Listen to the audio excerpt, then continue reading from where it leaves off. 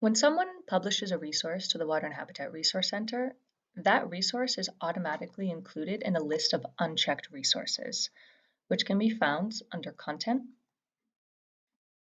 and this third tab here, Unchecked Resources. So in order to publish a resource to the Water and Habitat Resource Center, someone does not need to have approval from an administrator in order to publish that resource.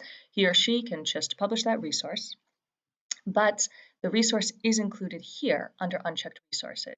This means as an administrator, you can develop a workflow for reviewing unchecked resources, making any changes which you wish to make, and then indicating that that resource has been checked such that it is removed from the list of unchecked resources, and you can develop a structured way of reviewing recently added resources.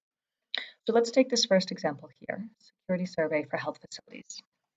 In the far right column under Operations, we can select this gray button here, Edit. This allows us to see the information which a user originally included when he or she published that resource.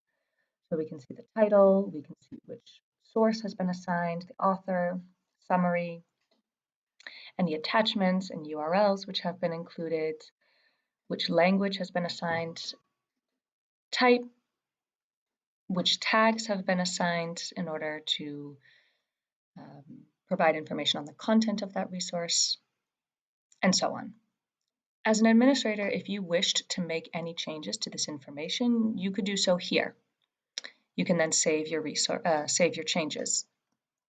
But importantly here at the top, you'll notice that there is a box next to checked. When you're satisfied with the resource, including any changes which you have made to that resource, you can select the button here next to checked and make sure to select save here.